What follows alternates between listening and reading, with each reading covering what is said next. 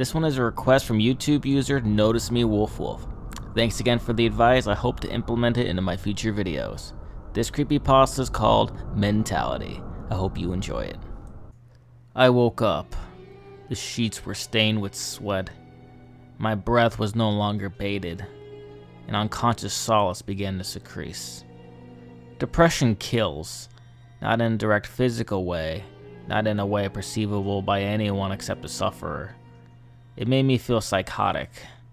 It went past the brain tissue, into the atoms of their molecules. I always imagined the electrons painstakingly orbiting a chunk of ice.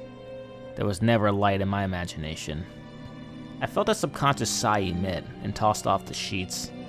I sat up, let drop head to hands, and contemplated once again my current situation.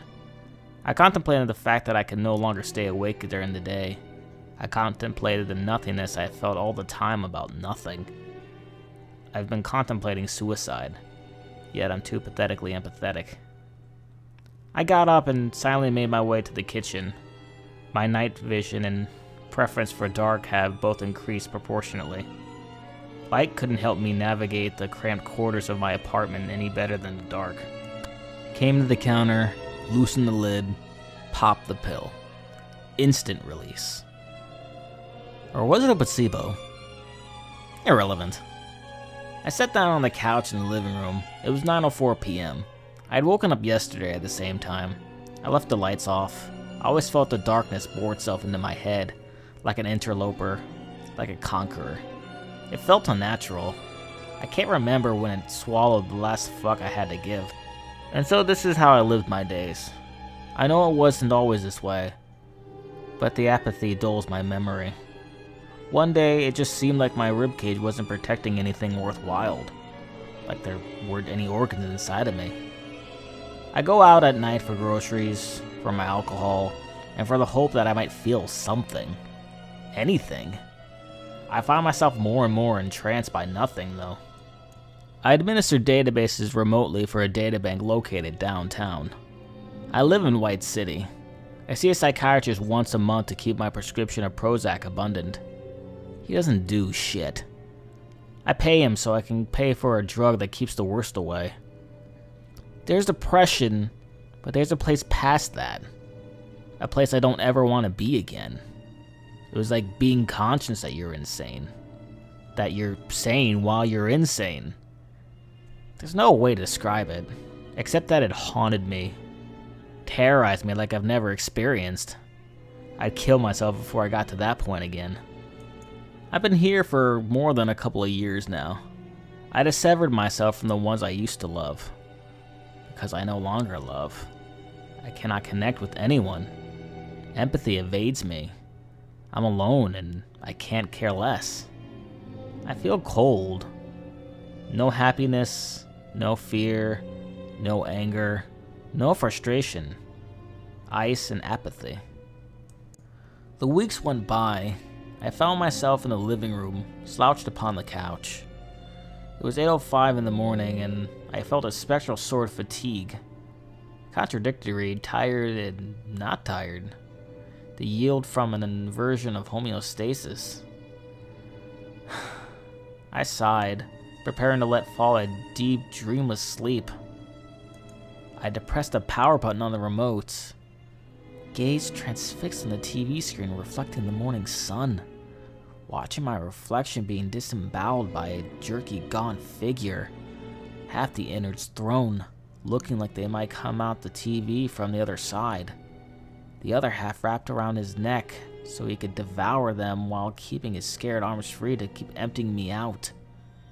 I stared at myself, and myself rolled its lifeless eyes towards me, until the creature slowly moved its mouth down the bridge of my nose, cocked his head instantly, using his tongue to spear my eyes, one by one down his throat.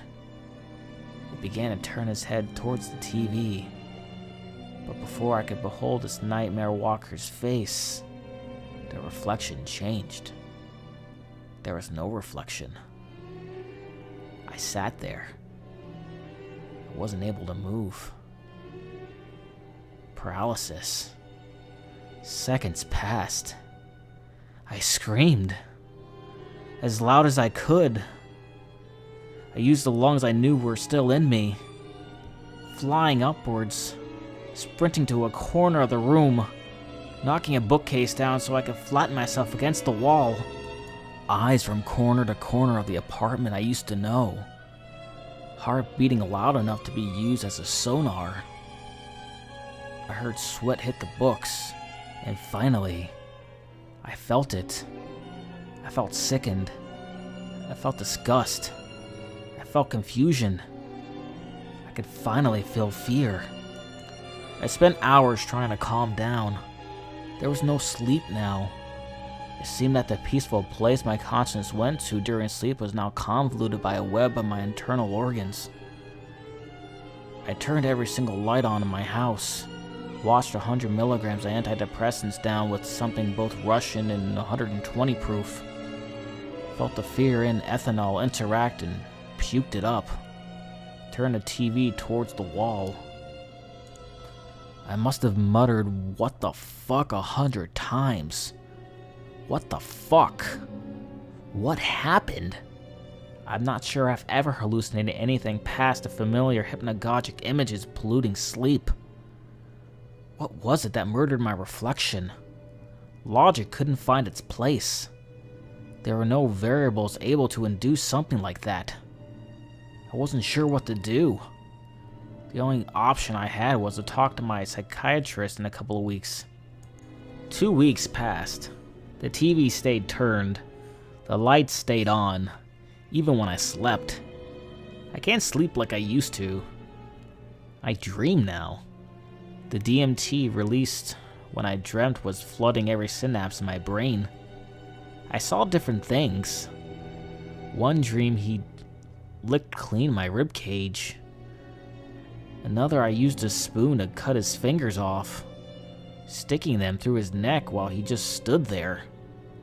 In one, we sat next to each other on a love seat and simply stared at ourselves in a mirror that covered an entire wall.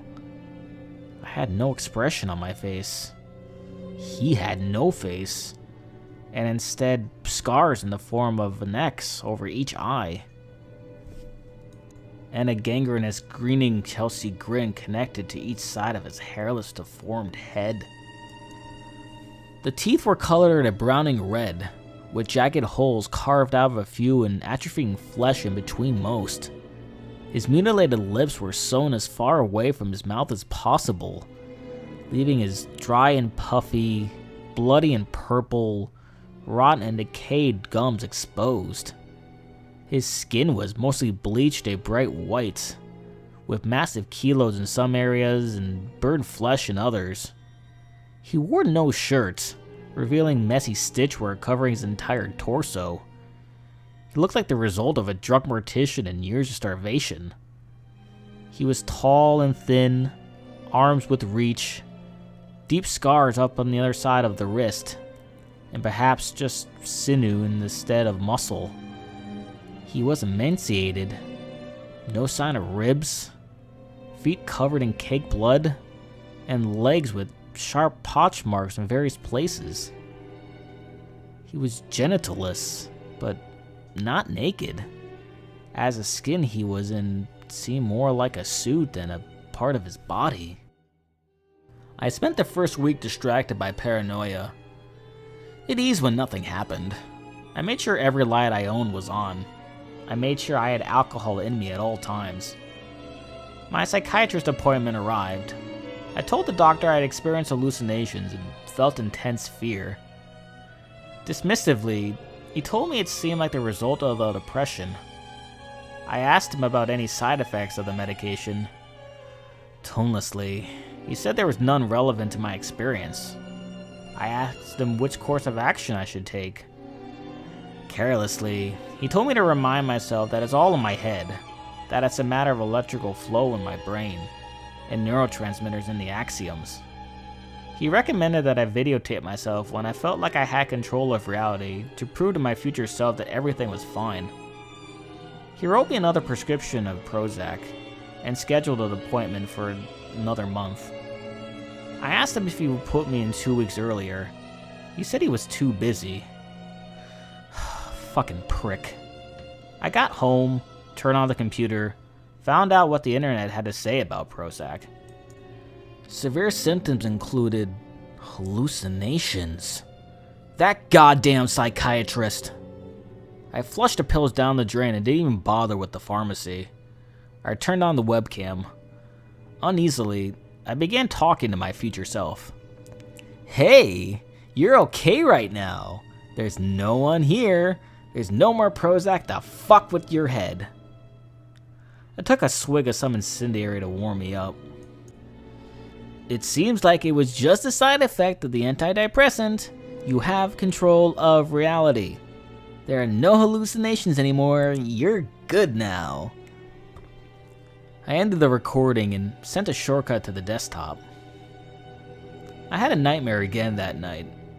He removed me bit by bit with a scalpel that he had pushed into his index finger, and an ocean of blood rapidly pooling out of it. He had ripped the stitching on his torso off, drenching his body in a brown-tinged maroon, and was stuffing my organs inside of him. I was still alive. I felt the pain. I wasn't sure how much of the blood from his finger was inside of me before I woke up, nor was I sure of how much of me he extracted. When I woke up, the bedroom door was closed. I passed the day away typically. I wasn't sure what I was supposed to be feeling from being off that drug, but it was too early to discern a difference. I felt a twinge of frost, an arrowhead in the tip of my brain. Subliminal. I made another video, told myself a few different things, and it lasted a couple of minutes. Again, this file went to the desktop. I got up, stepping towards the kitchen, feeling a sort of slime touch the bottom of my foot. It didn't distract me though. The alcohol did. I went to sleep. The next day, again, the bedroom door was closed. I know I hadn't closed it. I moved the computer desk in front of my room after I finished my night, and set the webcam to record what exactly happened. I went to bed at 7:06 a.m. When I woke, the door was closed again. I rearranged the desk and slowly moved the slider, analyzing the video. He's been watching me sleep. A bleached hand with a scalpel for an index finger grabbed the edge of the door and closed it. He knew I was watching him. I drank. I wasn't sure what effect the medication had on me. Maybe it was too soon for the side effects to wear off. I'd been taking the medication for a few years now, though why was it happening now? Either I've gone insane, or something is happening. Something more real than hallucination that mind can synthesize. I'm not insane. I'm not insane. I'm not insane. I'm not insane. I can't be sane. I go back over the video again and again. He closes the door every time at 2:11 in the afternoon. After however much time is spent, I go back to a couple of videos I made, searching for solace. I watch them and he's in them. He's standing right behind me. Right fucking behind me. In both of them. He scratches my name in his pale chest and lets his brown-red blood drip off. I look behind me and see the stains in the carpet. I look at the bottom of my foot and there's a branch of sickly purple vessels spreading throughout. I watched the first video, telling myself there's no one there cause his unsearchedly cut smile to grow. I made the mistake of going into the bathroom. I looked down to turn the faucet off and then up, and he's right behind me. Scalpel plunged into my eardrum, twisting and turning. I turn around, only a miasmic smell of putrescence. I smash the mirror. So I leave the apartment. I go to the liquor store, and as I purchase my bottle, He's standing right behind the cashier, with a barbed tongue wrapped around the cashier's throat, drawing blood. It waterfalls down his shirt. When the cashier talks, it sounds like he's suffocating. He sounds anguished, yet he doesn't act like he notices it. I sure as hell do. I go to the grocery store. I pass by the butchery, and he's in there with the blade, cutting up some sort of carcass. Flies looking to get their fill. His face stares at me.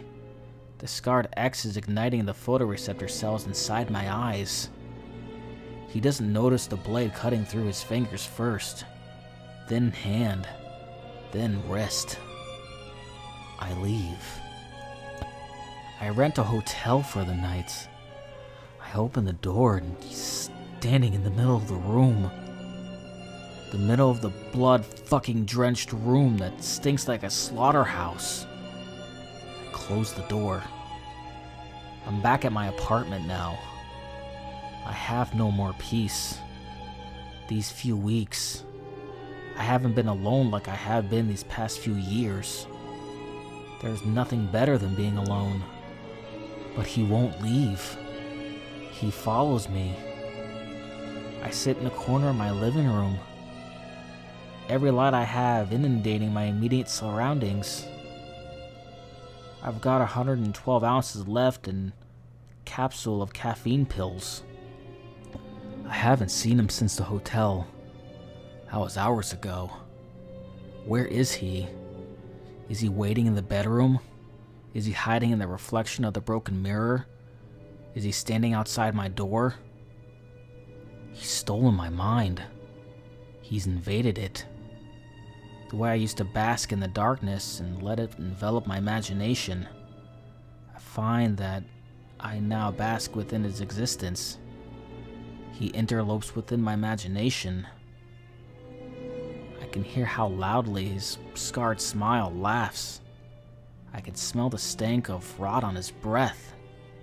I can feel him running his pale fingers over me.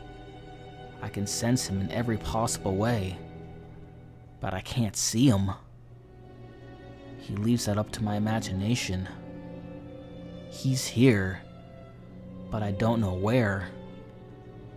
He has stolen my sanity, and I don't know where to find it. It's 12:01 a.m.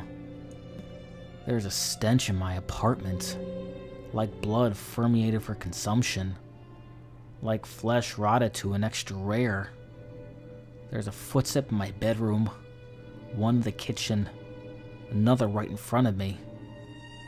The radius of the light is my domain, the only place safe. He weaves through parts of the darkness. I think I can see him, and yet all I see is darkness, warped and twisting in on itself. It flows ethereally, consuming everything in it. I don't feel fear anymore. I feel empty. I feel the end. Take a very long drink. I turn the lights off. Thanks guys for checking out this video. If you enjoyed it, you can like and share along with commenting. What did you think of that story? Again, I would like to thank the YouTube user Notice Me Wolf Wolf.